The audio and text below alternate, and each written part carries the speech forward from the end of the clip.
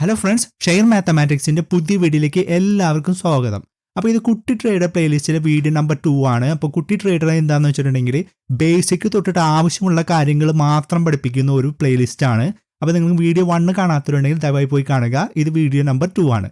ഇനി നിങ്ങൾ അതല്ല എക്സ്പീരിയൻസ് ഉള്ള ആൾക്കാരാണ്, നിങ്ങൾക്ക് സ്റ്റോക്ക് മാർക്കറ്റിൽ പ്രോഫിറ്റബിൾ ആകുന്നില്ല എന്നുണ്ടെങ്കിൽ നിങ്ങൾ സിമ്പിൾ ട്രേഡർ പ്ലേലിസ്റ്റ് പോയി കാണുക. അതിൻ്റെ ലിങ്ക് ഞാൻ താഴെ കൊടുക്കാം, അല്ലെങ്കിൽ മുകളിലും കൊടുക്കുക. എൻ്റെ എക്സ്പീരിയൻസിൽ നിന്നുള്ള വളരെ സിമ്പിളായിട്ട് എങ്ങനെ നിങ്ങൾക്ക് പ്രോഫിറ്റബിൾ ആകാം എന്നുള്ള കാര്യങ്ങളാണ് ഞാൻ സിമ്പിൾ ട്രേഡർ പ്ലേലിസ്റ്റിൽ പറയുന്നത്. അപ്പോൾ കുട്ടി ട്രേഡർ പ്ലേലിസ്റ്റിൽ വീഡിയോ 1 നമ്മൾ എന്തൊക്കെ പഠിച്ചു? നിഫ്റ്റി 50 എന്താ, സെൻസെക്സ് എന്താ, IPO എന്താന്നൊക്കെ പഠിച്ചു. അതായത് IPO എന്തിനാണ് ചെയ്യുന്നത്, എങ്ങനെയാണ് നിഫ്റ്റി 50 സെൻസെക്സ് എന്നുള്ള ഇൻഡെക്സ് ഉണ്ടായ ആ കാര്യങ്ങളൊക്കെ നമ്മൾ പഠിച്ചു. അപ്പോൾ നമ്മൾ ഇതുവരെ പഠിച്ചാൽ എന്താണ് നമ്മൾ മനസ്സിലാക്കിയത്? അതായത് ഒരു സ്റ്റോക്ക് നമുക്ക് വാങ്ങുകയോ വിൽക്കുകയോ വേണമെന്നുണ്ടെങ്കിൽ നമ്മൾ സ്റ്റോക്ക് മാർക്കറ്റിനെ സമീപിക്കും. അതായത് ഒരാളുടെ കയ്യിൽ ഇപ്പോൾ ഉദാഹരണത്തിന് റിലയൻസിൻ്റെ ഷെയർ ഉണ്ട്. ആ ഷെയർ അയാൾക്ക് വിൽക്കണം എന്നുണ്ടെങ്കിൽ അയാൾ സ്റ്റോക്ക് മാർക്കറ്റിലേക്ക് ആ ഷെയറിൻ്റെ വിൽക്കാനുള്ളൊരു ഓർഡർ കൊടുക്കുകയും അത് സ്റ്റോക്ക് മാർക്കറ്റ് ത്രൂ വിറ്റിട്ട് വേറൊരാൾക്ക് കിട്ടുകയും ചെയ്യും. അങ്ങനെയാണ് യൂസ് ചെയ്യുന്നത്. അപ്പോൾ ഈ സ്റ്റോക്ക് മാർക്കറ്റ് സ്റ്റോക്കുകൾ വാങ്ങാനും വിൽക്കാനും, അതായത് സ്റ്റോക്ക് മാർക്കറ്റ് അല്ലെങ്കിൽ സ്റ്റോക്ക് എക്സ്ചേഞ്ച് എന്ന് പറയുന്നത് സ്റ്റോക്കുകൾ വാങ്ങാനും വിൽക്കാനുള്ള ഒരു സ്ഥലമാണ്. അപ്പോൾ നിങ്ങൾ മനസ്സിലാക്കേണ്ടത്, നമ്മളെപ്പോലെ ഒരുപാട് ലക്ഷക്കണക്കിന് ആൾക്കാരുകൾ സ്റ്റോക്ക് മാർക്കറ്റിൽ വാങ്ങാനും വിൽക്കാനും ഒക്കെ ഉണ്ടാവും. അപ്പോൾ ഒരുപാട് ആൾക്കാരുകൾ ഇതുപോലെ ഉണ്ടാവും. ഇത്രയും ആൾക്കാർക്ക് ചെറിയ ചെറിയ ഓർഡറുകൾ, ഒരു ഷെയർ റിലയൻസിൻ്റെ അല്ലെങ്കിൽ ടാറ്റ മോട്ടോഴ്സിൻ്റെ ഒരു ഷെയർ, അല്ലെങ്കിൽ വേറെ ഏതെങ്കിലും ഒരു കമ്പനിയുടെ ഷെയർ, അപ്പം അങ്ങനെ കുറേ ഷെയറുകൾ ഇങ്ങനെ വാങ്ങുകയും വിൽക്കുകയും ചറപറ ഓർഡേഴ്സും കാര്യങ്ങളൊക്കെ വരുമ്പോൾ എന്താണ് സത്യത്തിൽ സ്റ്റോക്ക് മാർക്കറ്റിന് സത്യത്തിൽ എന്താ ഭ്രാന്താവും അമ്മച്ചി എന്നൊക്കെ പറഞ്ഞ രീതിയിൽ എന്ന് വെച്ചിട്ടുണ്ടെങ്കിൽ ഇത് ഏത് ഓർഡർ, എന്ത് ഓർഡർ, എങ്ങനെ ചെയ്യും, ആര് ചെയ്യും, എന്ത് ചെയ്യും, മൊത്തത്തിലൊരു കൺഫ്യൂഷനാവും. അതായത് സ്റ്റോക്ക് എക്സ്ചേഞ്ചിന് പല പല ഓർഡറുകളും ഒരുപാട് ഹെക്റ്റിക് ആവും. അപ്പോൾ സ്റ്റോക്ക് എക്സ്ചേഞ്ച് അത് ഒഴിവാക്കാൻ വേണ്ടിയിട്ട് സ്റ്റോക്ക് എക്സ്ചേഞ്ച് ചെയ്തൊരു എളുപ്പ വഴിയാണ് നമ്മുടെ നാട്ടിലൊക്കെ സാധാരണ ആൾക്കാരൊക്കെ ചെയ്യുന്ന പോലെ തന്നെ ബ്രോക്കേഴ്സുകൾ അവർക്ക് കീഴിൽ രജിസ്റ്റർ ചെയ്യാൻ സമ്മതിച്ചു. ബ്രോക്കേഴ്സ് എന്ന് പറയുന്നത് എന്താണ്? നമ്മുടെ സാധാരണ ബ്രോക്കർമാരെ പോലെ തന്നെ ഒരുപാട് അത്യാവശ്യം നല്ല കമ്പനികൾ, ഒരു 5, 10, 15 ബ്രോക്കേഴ്സുകൾ എന്ത് ചെയ്യും, രജിസ്റ്റർ ചെയ്യാൻ സമ്മതിച്ചു ഈ സ്റ്റോക്ക് എക്സ്ചേഞ്ചിന് കീഴിൽ. അപ്പം എന്താണ്, ഈ ഓരോ സ്റ്റോക്ക് ബ്രോക്കേഴ്സും പിന്നെ ആവശ്യമുള്ള ആൾക്കാരുകൾ എന്ത് ചെയ്യും, മാനേജ് ചെയ്യാൻ തുടങ്ങി. അതായത് ഇപ്പം നമ്മളെപ്പോലെ ആൾക്കാർക്ക് നേരിട്ട് സ്റ്റോക്ക് എക്സ്ചേഞ്ചിൽ വിൽക്കാൻ പറ്റില്ല. ഏതെങ്കിലും ഒരു സ്റ്റോക്ക് ബ്രോക്കർ ത്രൂ ആണ് സ്റ്റോക്ക് വാങ്ങാനും വിൽക്കാനും പറ്റുള്ളൂ.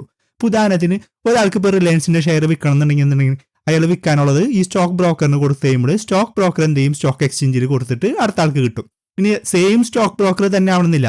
ആ ഒരു സ്റ്റോക്ക് എക്സ്ചേഞ്ചിലേക്ക് ചിലപ്പോൾ ഈ വിൽക്കുന്ന ആൾ എന്ത് ചെയ്യും, ഈ ഒരു സ്റ്റോക്ക് ബ്രോക്കർ 2ലേക്കായിരിക്കും കൊടുത്തിട്ടുണ്ടാവുക.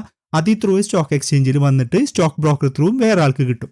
അപ്പം അങ്ങനെ വരുമ്പോൾ എന്താണെന്ന് വെച്ചിട്ടുണ്ടെങ്കിൽ ഈ സ്റ്റോക്ക് എക്സ്ചേഞ്ചിന് ഹെക്റ്റിക് ആയിട്ടുള്ള പരിപാടികൾ കുറഞ്ഞു. കാരണം അവർക്ക് ആകെ ഈ ബ്രോക്കേഴ്സിൻ്റെ കാര്യങ്ങളും ഈ ബ്രോക്കേഴ്സിൻ്റെ നിന്ന് വരുന്ന ഒരുപാട് വലിയ വലിയ മൂല്യത്തിലുള്ള ഓർഡറുകളും കാര്യങ്ങളും മാത്രം നോക്കിയാൽ മതി. അപ്പോൾ വളരെ എളുപ്പത്തിന് വേണ്ടിയിട്ട് നമുക്ക് ആകെ ഒരു സ്റ്റോക്ക് ബ്രോക്കറിൻ്റെ കാര്യം മാത്രം വെച്ചിട്ട് പറയാം. അതായത് ഇപ്പോൾ എളുപ്പത്തിൽ എക്സ്പ്ലെയിൻ ചെയ്യാൻ വേണ്ടിയിട്ട്. അപ്പോൾ ഒരു സ്റ്റോക്ക് ബ്രോക്കർ ഉണ്ട്, സ്റ്റോക്ക് എക്സ്ചേഞ്ച് ഉണ്ട്, ഇതുണ്ട്. അതായത് സ്റ്റോക്ക് വന്നു, stock broker through stock exchange വന്നു, അടുത്ത ആൾക്ക് കിട്ടി. ഓക്കെ. അപ്പോൾ ഈ സ്റ്റോക്ക് ബ്രോക്കറിനായാലും എന്താണ് സെയിം പ്രോബ്ലം വരും. കാരണം സ്റ്റോക്ക് ബ്രോക്കർ, നിങ്ങൾക്ക് ഈ വീഡിയോ ഇഷ്ടപ്പെടുകയാണെങ്കിൽ ലൈക്ക്, സബ്സ്ക്രൈബ്, കമന്റ് ഒക്കെ ചെയ്യുക. അതെനിക്ക് പുതിയ വീഡിയോകൾ ചെയ്യാനുള്ള മോട്ടിവേഷൻ നൽകുന്നതായിരിക്കും. അതോടൊപ്പം നിങ്ങൾക്ക് അഡീഷണൽ സർവീസ് ആവശ്യമുണ്ടെങ്കിൽ എൻ്റെ വെബ്സൈറ്റ് സന്ദർശിക്കാം, www.sharemathematics.com. അതിൽ നിങ്ങൾക്ക് ലൈഫ് ടൈം യൂസ് ചെയ്യാൻ പറ്റുന്ന ഇൻട്രാഡേ സ്ട്രാറ്റജി, അതേപോലെ തന്നെ പേഴ്സണൽ മെന്റർഷിപ്പ് ഇൻട്രാഡേക്കും സിംഗിനും കിട്ടുന്നതായിരിക്കും. Link given below. ഒരുപാട് ആൾക്കാർ ഇങ്ങനെ രജിസ്റ്റർ ചെയ്ത് വരും. അപ്പോൾ ഓരോരുത്തരെ മാനേജ് ചെയ്യുകയും ചെയ്യും. അപ്പോൾ അതിന് വേണ്ടിയിട്ട് സ്റ്റോക്ക് ബ്രോക്കർ ചെയ്തതിന് സംഭവമാണ് ട്രേഡിംഗ് അക്കൗണ്ട്. അതായത് ഒരു സ്റ്റോക്ക് ബ്രോക്കറിന്റെ കീഴിലേക്ക് നമ്മൾ പോകുമ്പോൾ നമുക്ക് ഓരോ ട്രേഡിംഗ് അക്കൗണ്ട് ഓപ്പൺ ചെയ്യണം. അതായത് ആ ഒരു സ്റ്റോക്ക് ബ്രോക്കറിന്റെ കീഴിൽ ഒരു ട്രേഡിംഗ് അക്കൗണ്ട്. അപ്പോൾ അയാളുടെ ത്രൂ നമുക്ക് എന്ത് ചെയ്യാം, സ്റ്റോക്ക് വാങ്ങുകയോ വിൽക്കുകയോ ട്രേഡ് ചെയ്യുകയോ ലാഭം എടുക്കുകയോ ഒക്കെ ചെയ്യാൻ പറ്റും. അപ്പോൾ അങ്ങനെ ഓരോരുത്തർക്കും ഓരോ ട്രേഡിംഗ് അക്കൗണ്ട് ഓപ്പൺ ചെയ്യുമ്പോൾ ഓരോ ആളുകൾക്കും എന്താണ് ക്ലയന്റ് ഐ ഡി എന്ന് പറഞ്ഞിട്ട് ഐഡിയും കിട്ടുകയും ചെയ്യും. അതെ, ആ ക്ലയന്റ് ഐ ഡി എന്ന് വെച്ചിട്ടുണ്ടെങ്കിൽ ഈ സ്റ്റോക്ക് ബ്രോക്കറിന്റെ ക്ലയന്റ് ആണ് നമ്മൾ. അപ്പോൾ ആ ഒരു ക്ലയന്റിന് ഒരു ഐഡിയും കിട്ടും. അപ്പോൾ ഒരു ട്രേഡിംഗ് അക്കൗണ്ട് ഒരു ക്ലയന്റ് ഐഡിയും കിട്ടി. ഓക്കെ. അപ്പോൾ നമുക്കൊരു ഉദാഹരണത്തിന് ഒരൊറ്റ ആളെ വെച്ചിട്ട് പറയാം. അതായത് സ്റ്റോക്ക് എക്സ്ചേഞ്ചിൽ കൂടെ stock broker, trading account, client ID. ഇനി ഈ സ്റ്റോക്ക് മേടിക്കാനും വിൽക്കാനൊക്കെ നമുക്ക് പൈസ വേണ്ടേ? അപ്പോൾ അതിനെന്താണ്, നമ്മളൊരു ട്രേഡിംഗ് അക്കൗണ്ട് നമ്മളുടെ ഒരു ബാങ്ക് അക്കൗണ്ട് ആയിട്ട് ലിങ്ക് ചെയ്യും. ഓക്കെ. അപ്പോൾ ഈ ബാങ്ക് അക്കൗണ്ട് ആയിട്ട് ലിങ്ക് ചെയ്യാനുള്ള കാരണം എന്താണെന്ന് വെച്ചിട്ടുണ്ടെങ്കിൽ, നമ്മൾ ഒരു ട്രേഡിംഗ് അക്കൗണ്ട് ഓപ്പൺ ചെയ്യുമ്പോൾ നമ്മുടെ കീഴിലുള്ള ഒരു ബാങ്ക് ആയിരിക്കണം, നമ്മുടെ പേരിലുള്ള ഒരു ബാങ്ക് ആയിരിക്കണം. അത് ലിങ്ക് ചെയ്യുമ്പോൾ അതിൻ്റെ ഗുണം എന്താണെന്ന് വെച്ചിട്ടുണ്ടെങ്കിൽ ആ ഒരു ബാങ്കിൽ നിന്ന് മാത്രമേ നമുക്ക് ട്രേഡിംഗ് അക്കൗണ്ടിലേക്ക് പൈസ ഇടാൻ പറ്റുള്ളൂ. അതേപോലെ തന്നെ ട്രേഡിംഗ് അക്കൗണ്ടിൽ നിന്ന് വിഡ്രോ ചെയ്യാനായിട്ട് നമ്മൾ പൈസ കൊടുക്കുമ്പോൾ എന്താണ്, ആ ഒരു ബാങ്ക് അക്കൗണ്ടിലേക്ക് തന്നെ വരുള്ളൂ. അപ്പോൾ ഇത് ലിങ്ക് ചെയ്യാൻ പറയുന്ന കാരണം എന്ന് വെച്ചിട്ടുണ്ടെങ്കിൽ നമ്മുടെ പേരിലായിരിക്കണം. വേറൊരാളുടെ ഫ്രണ്ടിൻ്റെയോ നമ്മുടെ റിലേറ്റീവ്സിൻ്റെ മദറിൻ്റെ പേരിലുള്ള അക്കൗണ്ടൊന്നും നമുക്ക് ലിങ്ക് ചെയ്യാൻ പറ്റില്ല. കാരണം എന്ന് വെച്ചിട്ടുണ്ടെങ്കിൽ ബ്ലാക്ക് മണി, വേറെ കുറേ കാര്യങ്ങളൊക്കെ. സ്റ്റോക്ക് മാർക്കറ്റ് എന്ന് പറയുന്നത് ഭയങ്കര സീരിയസും വളരെ റെഗുലേറ്റഡ് ആയിട്ടുള്ളൊരു കാര്യമായതുകൊണ്ട് നമ്മുടെ പേരിൽ തന്നെയുള്ള ബാങ്ക് അക്കൗണ്ട് തന്നെ ലിങ്ക് ചെയ്യണം. അപ്പോൾ വേറൊരു കാര്യം ആൾക്കാർക്ക് തോന്നും, അതായത് ഞാൻ ഈ ബാങ്ക് ലിങ്ക് ചെയ്ത് കഴിഞ്ഞാൽ എൻ്റെ ബാങ്ക് അക്കൗണ്ടിൽ നിന്ന് സ്റ്റോക്ക് ബ്രോക്കർ പൈസ എടുക്കുമെന്നൊക്കെ. ഇല്ല, ഒരിക്കലും ഇല്ല.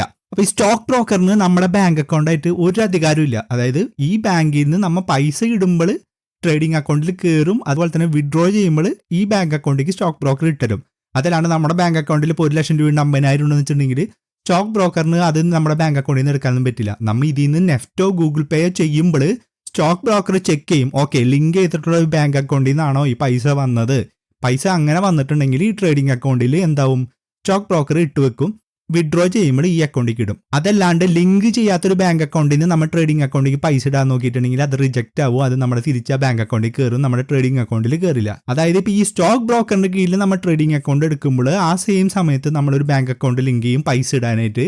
ആ ഒരു ബാങ്ക് അക്കൗണ്ട് മാത്രം വെച്ചിട്ട് നമുക്ക് കാര്യങ്ങൾ ചെയ്യാൻ പറ്റുള്ളൂ.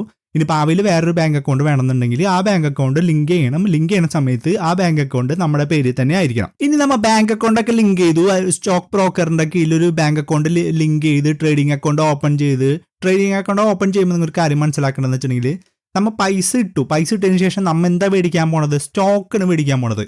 അപ്പോൾ സ്റ്റോക്ക് മേടിക്കുമ്പോൾ ആ സ്റ്റോക്ക് നമുക്കിപ്പോൾ കുറച്ച് നാളത്തേക്ക് സൂക്ഷിക്കണം നീക്കി, അതൊരു സൂക്ഷിക്കുന്ന സ്ഥലം ട്രേഡിംഗ് അക്കൗണ്ടിൽ സൂക്ഷിക്കാൻ പറ്റുമോ? ഇല്ല. ട്രേഡിംഗ് അക്കൗണ്ടിൽ സൂക്ഷിക്കാൻ പറ്റാത്തതിന് കാരണം എന്ന് വെച്ചിട്ടുണ്ടെങ്കിൽ ഇതൊരു പ്രൈവറ്റ് ആയിട്ടുള്ള ഒരു സ്റ്റോക്ക് ബ്രോക്കറിന്റെ കീഴിലുള്ള അയാളുടെ കീഴിലുള്ള ഒരു അക്കൗണ്ടാണ്.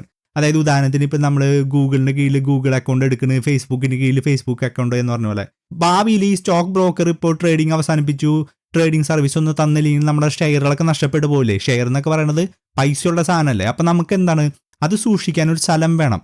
അതിൻ്റെ പേരാണ് ഡിമാറ്റ് അക്കൗണ്ട്.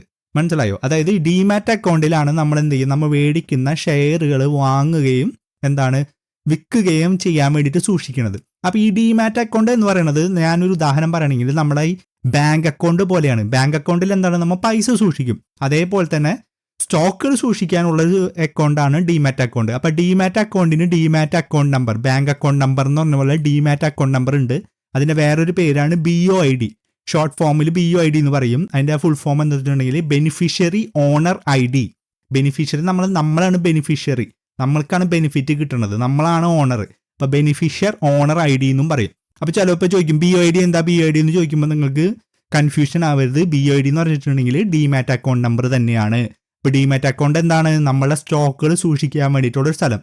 അപ്പോൾ അത് പ്രൈവറ്റ് അല്ല എന്ന് ഞാൻ പറഞ്ഞു. അപ്പോൾ ഏതാണ് ഇത് തരുന്ന 2 ആൾക്കാരേ ഉള്ളൂ നമ്മുടെ ഇന്ത്യയിൽ. ഒരെണ്ണം NSDL-ഉം ഒരെണ്ണം CDSL-ഉം. ഇപ്പം ഞാൻ അതിൻ്റെ ഫുൾ ഫോം വായിക്കാം, അപ്പോൾ നിങ്ങൾക്ക് മനസ്സിലാവും.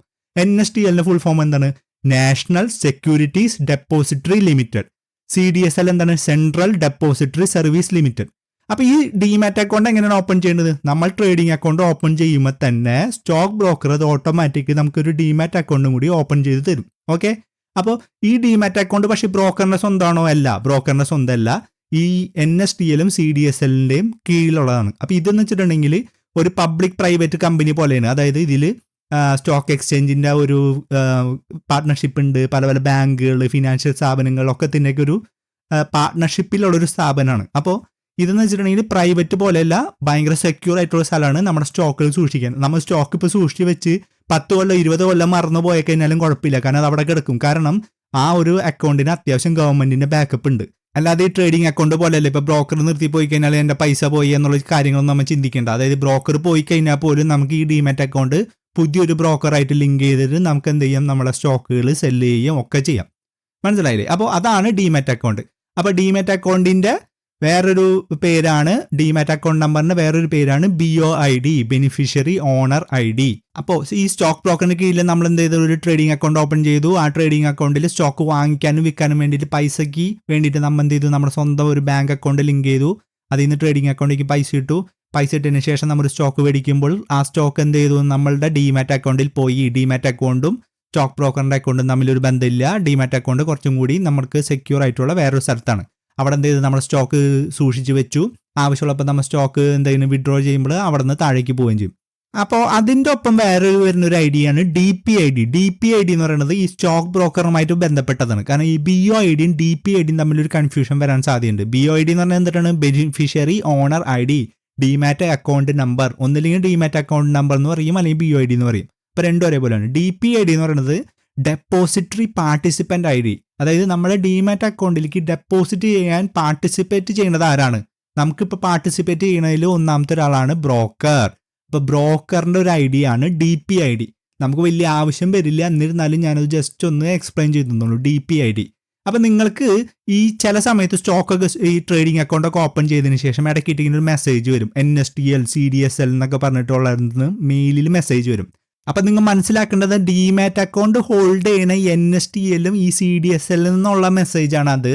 ആ ഒരു മെസ്സേജ് നിങ്ങളുടെ ഡിമാറ്റ് അക്കൗണ്ടുമായി ബന്ധപ്പെട്ട കാര്യങ്ങൾ പറയാൻ വേണ്ടിയിട്ടുള്ളതാണ്. ഓക്കെ, അപ്പോൾ നമ്മളിപ്പോൾ ഒരു സ്റ്റോക്ക് വാങ്ങിച്ചതിന് ശേഷം ആ സ്റ്റോക്ക് നമ്മൾ വിൽക്കുന്ന സമയത്ത് എന്ത് സംഭവിക്കുന്നു വെച്ചിട്ടുണ്ടെങ്കിൽ ഈ ഒരു DP ചാർജ് എന്ന് പറഞ്ഞൊരു ചാർജ് എടുക്കും. അതിനുള്ള കാരണം എന്താണെന്ന് വെച്ചിട്ടുണ്ടെങ്കിൽ നമ്മൾ ഈ ഡിമാറ്റ് അക്കൗണ്ടിൽ ഈ സ്റ്റോക്ക് സൂക്ഷിച്ച് വെച്ചതിന് ശേഷം നമ്മൾ അതിൽ നിന്ന് ഡെബിറ്റ് ചെയ്തിട്ട് വീണ്ടും സ്റ്റോക്ക് എക്സ്ചേഞ്ചിക്ക് കൊടുക്കല്ലേ. അപ്പോൾ ആ ഡെബിറ്റ് ചെയ്യുന്നതിന് ഒരു ചാർജ് മേടിക്കും, DP ചാർജ്. അപ്പോൾ ഈ DP ചാർജ് എത്രത്തോളം വരും എന്ന് വെച്ചിട്ടുണ്ടെങ്കിൽ ഏകദേശം ടാക്സ് ഒക്കെ അടക്കം ഒരു 20 രൂപയോളം വരും. അതായത് ചിലപ്പോൾ ഇത്തിരി കൂടിയും കുറഞ്ഞൊക്കെ ഇരിക്കും ഈ DP ചാർജ് എന്ന് പറയുന്നത്. അപ്പോൾ ഈ DP ചാർജ് നമ്മളിപ്പോൾ ഒരു ഷെയർ നമ്മൾ ഡിമാറ്റ് അക്കൗണ്ടിൽ നിന്ന് എടുത്ത് വിറ്റ് കഴിഞ്ഞാലും 1000 ഷെയർ നമ്മൾ ഡിമാറ്റ് അക്കൗണ്ടിൽ നിന്ന് എടുത്ത് വിറ്റാലും ഈ 20 രൂപ തന്നെ വരുന്നത്. അപ്പോൾ ചിലർ ഒരു ഷെയർ മേടിച്ച് വെക്കുമ്പോൾ എൻ്റെ ബ്രോക്കറേജ് കൂടി എന്നൊക്കെ തോന്നും. അതെന്താണെന്ന് വെച്ചിട്ടുണ്ടെങ്കിൽ ഈ DP ചാർജാണ്. അതായത് DP ചാർജ് എന്ന് വെച്ചിട്ടുണ്ടെങ്കിൽ നമ്മുടെ ഡിമാറ്റ് അക്കൗണ്ടിൽ നിന്ന് നമ്മൾ ഡെപ്പോസിറ്റ് ചെയ്ത ഷെയർ നമ്മളെന്ന് ഡെബിറ്റ് ചെയ്തിട്ട് വീണ്ടും നമ്മൾ സ്റ്റോക്ക് എക്സ്ചേഞ്ചിലേക്ക് വിൽക്കുന്ന സമയത്താണ്. അപ്പോൾ അതിൽ 100 ഷെയർ വിറ്റാലും 1000 ഷെയർ വിറ്റാലും ഏകദേശം ഈ ചാർജിന് DP ചാർജ് എന്നിട്ട് നമുക്ക് കൊടുക്കേണ്ടി വരാം.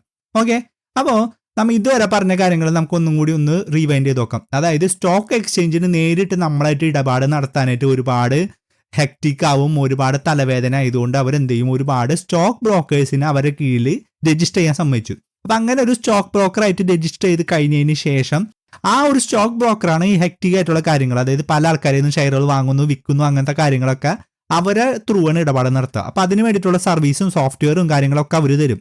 അപ്പോൾ അവരതിനൊരു കമ്മീഷൻ ഈടാക്കും, അതാണ് ബ്രോക്കറേജ്. അപ്പോൾ അവരുടെ കീഴിൽ നമ്മൾ ഓപ്പൺ ചെയ്യുന്നതിൻ്റെ പേരാണ് ട്രേഡിംഗ് അക്കൗണ്ട്. അപ്പോൾ ആ ട്രേഡിംഗ് അക്കൗണ്ട് അവരുടെ മാത്രം പ്രൈവറ്റ് ഉള്ള കാര്യമായിരിക്കണം. അപ്പോൾ ആ ഒരു ട്രേഡിംഗ് അക്കൗണ്ടിലേക്ക് നമുക്ക് സ്റ്റോക്ക് വാങ്ങാനും വിൽക്കാനും വേണ്ടിയിട്ട് പൈസ ഇടാൻ വേണ്ടിയിട്ട് നമ്മുടെ സ്വന്തം പേരിലുള്ള ഒരു ബാങ്ക് അക്കൗണ്ട് ലിങ്ക് ചെയ്യും. അപ്പോൾ ലിങ്ക് ചെയ്യുന്ന കാരണം എന്താണെന്ന് വെച്ചിട്ടുണ്ടെങ്കിൽ ബ്ലാക്ക് മണി മറ്റുള്ള കാര്യങ്ങളൊക്കെ അവോയ്ഡ് ചെയ്യാൻ വേണ്ടിയിട്ടാണ്. അപ്പം നമ്മുടെ ബാങ്ക് അക്കൗണ്ടിൽ നിന്ന് അവർക്ക് പൈസ എടുക്കാൻ പറ്റില്ല. നമ്മൾ നെഫ്റ്റോ ഗൂഗിൾ പേയോ ട്രാൻസ്ഫർ ചെയ്യുമ്പോൾ അത് നമ്മൾ ലിങ്ക് ചെയ്ത ബാങ്ക് അക്കൗണ്ട് തന്നെയാണോ എന്ന് ബ്രോക്കർ ചെക്ക് ചെയ്തതിന് ശേഷം ട്രേഡിംഗ് അക്കൗണ്ടിലേക്ക് പൈസ കയറ്റും. അതേപോലെ നമ്മൾ വിഡ്രോ ചെയ്യുമ്പോൾ നമ്മൾ ലിങ്ക് ചെയ്തിട്ടുള്ള ബാങ്ക് അക്കൗണ്ടിലേക്ക് തന്നെ പൈസ തിരിച്ച് കയറി വരികയും ചെയ്യും. 2-3 ദിവസമൊക്കെ എടുക്കുകയും ചെയ്യും.